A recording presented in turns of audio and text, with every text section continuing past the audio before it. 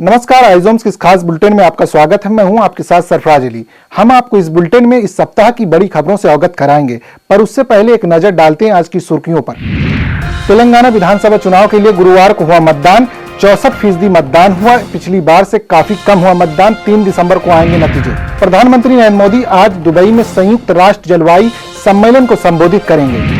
जाति और मजहब के नाम पर देश को बांटने वाले विकास के विरोधी विकसित भाषासंकल्प यात्रा में बोले मुख्यमंत्री योगी आदित्यनाथ। ग्रेटर नोएडा में RAW अध्यक्ष की हत्या करने वाले संदिग्ध गिरफ्तार। दोनों परिजनों में बच्चों की तलाक को लेकर चल रही थी मुकदमेबाजी। हथियार लेकर शहर की सड़कों पर आधे घंटे घूमता रहा आरोपी। 5 राज्यों के विधानसभा चुनाव के बाद आए एग्जिट पोल में मध्य प्रदेश और राजस्थान में बीजेपी आगे, छत्तीसगढ़ और तेलंगाना में कांग्रेस को बढ़त। अब खबरें विस्तार से, आइए शुरुआत करते हैं। 17 दिन के बाद 28 नवंबर मंगलवार को उत्तराखंड के उत्तरकाशी में सुरंग में फंसे लोगों का रेस्क्यू कर लिया गया है। जिस दिन पूरा देश दिवाली मना रहा था, उस दिन सुरंग ढह गई और मजदूर उसमें फंस गए। आइए दिखाते हैं आपको रेस्क्यू ऑपरेशन पर हमारी संवाददाता आद्या शर्मा की स्पेशल रिपोर्ट। 17 दिन के लंबे इंतजार के बाद 28 नवंबर मंगलवार को उत्तराखंड के उत्तरकाशी की सुरंग से 41 मजदूरों को सुरक्षित बाहर निकाल लिया गया है। इस रेस्क्यू ऑपरेशन में किसी भी मजदूर को कोई हानि नहीं पहुंची है। इस पूरे ऑपरेशन में रेड माइनर्स की अहम भूमिका रही है। NDRF की टीम ने सभी मजदूरों को शाम 7:05 तक सुरक्षित बाहर निकाल लिया। सभी कर्मचारियों को, सभी कार्मिकों को, सभी विशेषज्ञों को, सभी हमारे वैज्ञानिकों को, सभी भारत सरकार की संस्थाओं को और एक एक व्यक्ति जो मीडिया से भी थे, उन समेत मैं सबका धन्यवाद करता हूं। सभी को मेडिकल उनका चेकअप ठीक से करना है, उनके परिजनों की सबकी कुशल क्षेम जानी, उनकी चिंता करनी है, उनके घरों तक ले जाने की उनकी व्यवस्था करनी है। 12 नवंबर दिवाली के दिन उत्तराखंड के उत्तरकाशी में एक निर्माणाधीन सुरंग ढह गई। ये सुरंग ब्रह्मकमल और यमुनोत्री नेशनल हाईवे पर सिलकेयारा और डंडल गांव के बीच बनाई जा रही थी, जिसका निर्माण NHIDCL के निर्देशन में नवयुगा कंपनी के द्वारा किया जा रहा था। इसे बनाने में 1000 से अधिक श्रमिक लगे थे, जो कि अलग अलग शिफ्ट्स में काम करते थे। 4.5 किलोमीटर लंबी सुरंग का निर्माण सिर्फ 500 मीटर शेष रह गया था, जिसे फरवरी तक पूरा किया जाना था। इस घटना के पीछे का पूरा कारण भूस्खलन बताया गया था। आप भी लगातार 12 दिनों से वहां बने हुए थे, कैसा था? देखिए, ऑपरेशन अपने आप के अंदर एक अलग तरह का ऑपरेशन था, क्योंकि मजदूर फंसे हुए थे, उनको निकालना है, वहां तक पहुंचना है। उसके लिए अलग अलग तरीके के विकल्प थे। कुछ विकल्प इस्तेमाल किए गए। एक विकल्प उसमें शुरू से जिसके ऊपर हम चल रहे थे, कुछ बाधाएं आई, बाधाएं पार की गई। और सबसे बड़ी बात इस रेस्क्यू की ये रही कि इसके अंदर प्रधानमंत्री जी का पूरा मार्गदर्शन मिलता रहा, उनकी निरंतर इसके ऊपर नजर रही। तो ये सब चीजें जो हैं, इसको जितने लोग वहां पे काम कर रहे थे, जितनी संस्थाएं काम कर रही थी, जितने एजेंसीज काम कर रही थी, उन सबका उत्साहवर्धन भी हो रहा था और हमें समन्वय करने के अंदर मदद मिल रही थी। 2019 में भी इस सुरंग का एक हिस्सा ढह गया था। इसके बाद 2021 में भी ऋषिकेश के तपोवन विष्णुघाट हाइडल प्रोजेक्ट के दौरान निर्माणाधीन सुरंग का एक हिस्सा ढह गया था, जिसमें 100 से भी अधिक श्रमिक फंस गए थे। इसके अलावा हिमाचल प्रदेश में भी अटल टनल के निर्माण के कुछ ही समय में बारिश के बाद इस टनल की सड़कें उखड़ गयी। तो 17 दिन के लंबे इंतजार के बाद मजदूरों को सुरंग से सुरक्षित रूप से बाहर तो निकाल लिया गया, लेकिन अब सवाल उठता है नवयुगा कंपनी के ऊपर। क्या सरकार और प्रशासन नवयुगा कंपनी पर कोई कार्यवाही करते हैं? क्योंकि ये कंपनी जो थी वो सुरंग का निर्माण कर रही थी, और हाल ही के सालों में हमने देखा है कि बहुत सारी ऐसी सुरंगें हैं और बहुत सारी ऐसी सड़कें हैं जिनका निर्माण हो रहा है, और निर्माण होते होते वो क्षतिग्रस्त हो जाती हैं, जिससे काफ़ी नुकसान का सामना भी करना पड़ता है। और अगर आप कंपैरिजन करके देखेंगे पिछले समय से बनी हुई सुरंगों का, पुराने समय की आप कालका शिमला टनल देख लेंगे या चेनानी सुरंग को देख लेंगे, ये जितने भी सुरंगें हैं ये आज भी सुचारू रूप से काम कर रही हैं। तो सवाल ये उठता है कि सरकार और प्रशासन क्या इन कंपनियों पर कार्यवाही करेंगे जो अब इस तरह का मटेरियल यूज़ करते हैं, जिसके कारण ये सुरंगें क्षतिग्रस्त हो जाती हैं। कैमरा पर्सन दीपक के साथ आद्या शर्मा, आइजम्स न्यूज़। हर साल की तरह इस बार भी दिल्ली की वायु प्रदूषित हो गई है। शीतलहर के साथ साथ राजधानी दिल्ली में वायु प्रदूषण का कहर अक्टूबर माह की शुरुआत से छाने लगता है। इस साल भी दिल्ली की हवा ने दिल्ली वालों को घुटन में सांस लेने पर मजबूर कर दिया है। आइए दिखाते हैं आपको अपनी संवाददाता चारू मिश्रा की खास रिपोर्ट। राजधानी दिल्ली में प्रदूषण का स्तर पिछले कई दिनों से लगातार बढ़ रहा था।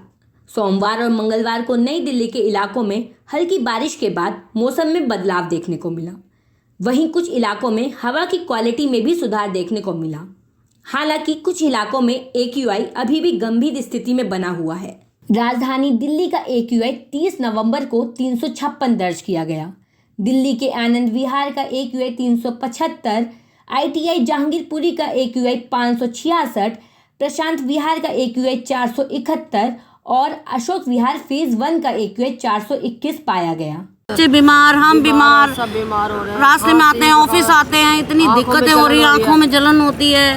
तो आपको कुछ बोलना है कि लाइक वो दिक्कतें कैसे कम हो सकती है? वो तो है ही, कंप्लेंट तो है ही, ये तो कम करने के लिए तो करना ही चाहिए। सरकार कर रही है कि वो आर्टिफिशियल रेन कर रही है, तो आपको इस पर क्या करना है? अब पता नहीं, इतने दिन से तो करा नहीं है, अभी तो कुछ हुआ नहीं है, तो कब होगा कब नहीं होगा। जब तक तो आधी बीमारी बन जाएगी इंसानों को, और बन चुकी है, बन क्या जाएगी, बन गई है। घर घर में बीमार है, हम बीमार हैं, सांस लेने, मेरे को तो इतनी दिक्कत है, सांस लेने में बहुत हालत खराब हो जाती है मेरी। तो वैसे ही मैं तो प्रदूषण की मेरे को एलर्जी है, बहुत ज़्यादा है मेरे को।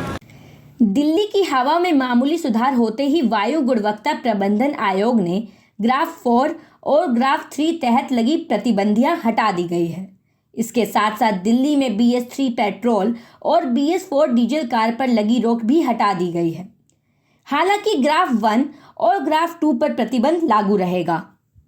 जनरली क्या है, ट्रैफिक जैम में ज़्यादा पोल्यूशन होता है। अगर गाड़ी रनिंग में है तो उतना पोल्यूशन नहीं होता है। उसके अलावा ऑब्वियसली पॉपुलेशन है, और जिस तरह से अगर लोकल एरियाज़ में, आउटस्कर्ट्स में हम अच्छी अपॉर्चुनिटीज़ लोगों को प्रोवाइड करेंगे तो वो दिल्ली में शिफ्ट नहीं होंगे।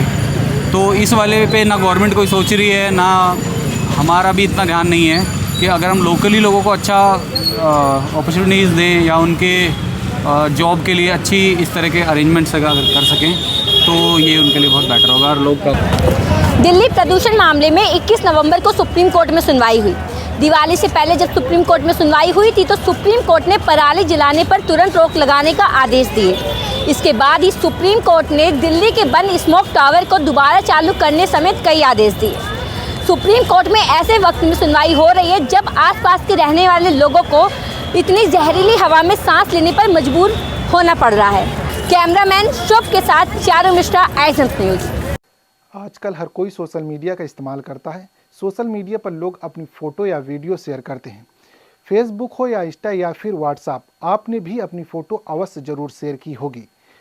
बस इसी बात का फ़ायदा उठाते हैं डीप फेक वीडियो बनाने वाले। डीप फेक वीडियो बनाने के लिए सिर्फ 5 फ़ोटो ही बहुत हैं। यह काम इस तरह किया जाता है जिसकी पहचान वह खुद नहीं कर पाता जिसकी फ़ोटो का इस्तेमाल किया गया हो।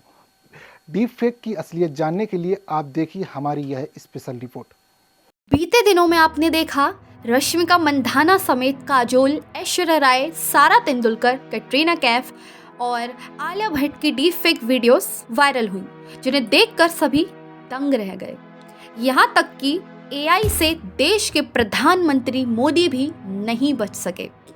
उनकी भी गरबा करते हुए डीप फेक वीडियो वायरल हुई। मैंने अभी एक वीडियो देखा जिसमें मैं गरबे गा रहा हूँ और मैं खुद भी देख रहा क्या बढ़िया बना है। एक चिंता का विषय है जी। टेक्नोलॉजी और आर्टिफिशियल इंटेलिजेंस के इस दौर में आप किसी भी तस्वीर, वीडियो और ऑडियो को मैनिपुलेट करके बिल्कुल अलग बना सकते हैं।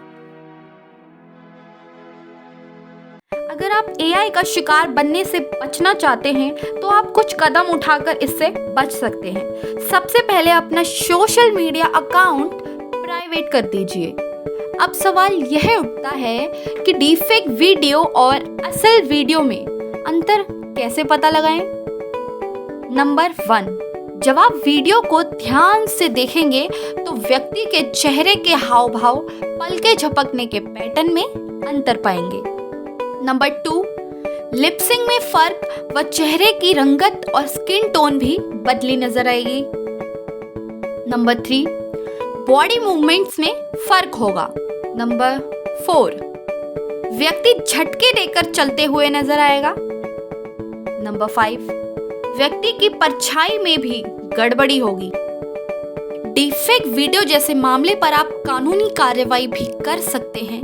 कंप्लेंट दर्ज करने पर सेक्शन 66D के तहत व्यक्ति की प्राइवेसी का हनन करने पर अपराधी को 3 वर्ष तक की सजा हो सकती है और इस तरह के अपराध में आईपीसी के सेक्शन 499 और 500 के तहत कार्रवाई संभव है। अगर आप एंटरटेनमेंट के मकसद से भी इस तरीके का डीफेक वीडियो बना रहे हैं तो सावधान रहें, क्योंकि आपको जेल की सलाखों के पीछे भी डाल सकता है। आर्टिफिशियल इंटेलिजेंस का इस्तेमाल क्रिएटिविटी और अच्छे कामों के लिए करें, न कि झूठ और भ्रम फैलाने के लिए।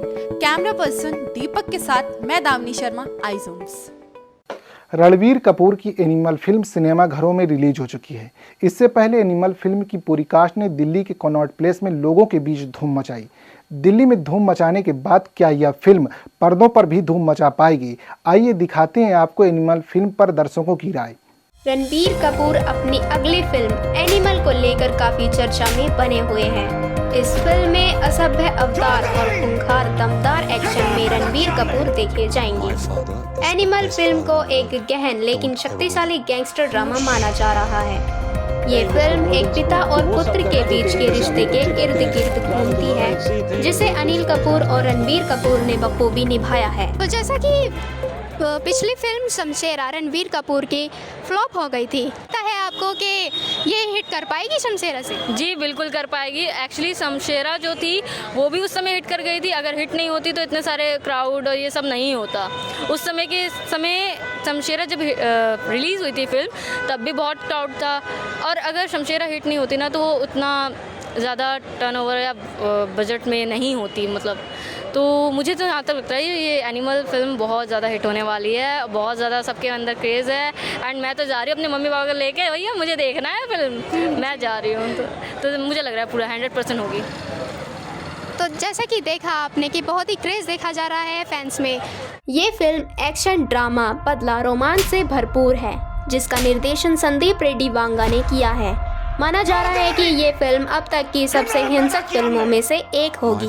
इस फिल्म का बजट 100 करोड़ से ज़्यादा है। बहरहाल रश्मिका मंदाना ने रणबीर कपूर की प्रेमिका का किरदार अदा किया है। 23 नवंबर को एनिमल फिल्म का ट्रेलर रिलीज होते ही दर्शकों में इतना उत्साह देखने को मिल रहा है कि 1 दिसंबर को बॉक्स ऑफिस पर रिलीज होने वाली फिल्म का सभी को बेसब्री से इंतजार है।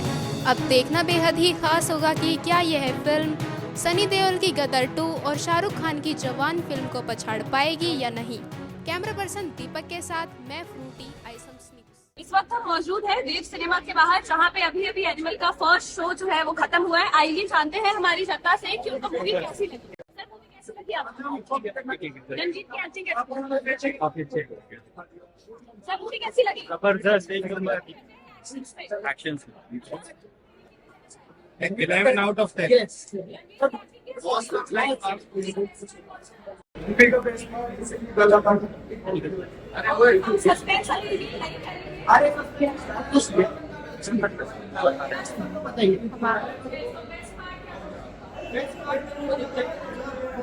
गोली चला गया। मैं जैसा मैंने देखा ट्रेलर में सबने देखा ही है, जब वो गोली से सबको मारता है वो बहुत बेस्ट एक्शन। ओके, सो रणवीर को काफी ज्यादा एक्शन में लोग प्रेफर कर रहे हैं। रणवीर की ऑन स्क्रीन जोड़ी कैसी लगी? ऑन स्क्रीन जोड़ी देखो जस्ट फर्स्ट ट्राई था तो इस हिसाब से ठीक है, इतनी खास नहीं है। 10 out of 10 फर्स्ट ट्राई में मेरे बहुत अच्छा। मूवी का रेट कितना दोगे? 10 out of 10 हाँ मूवी बहुत अच्छी लगी। बिल्कुल तो ये थी मूवी एनिमल को लेके लोगों के कुछ रिव्यूज। अब देखने वाली बात ये होगी कि ये मूवी बॉक्स ऑफिस में कितना कमाती है, क्या ये 30 साल रिकॉर्ड्स तोड़ पाएगी या नहीं। फिलहाल इस बुलेटिन में इतना ही। बाकी खबरों के लिए देखते रहिए आईज़ोन्स न्यूज़। धन्यवाद।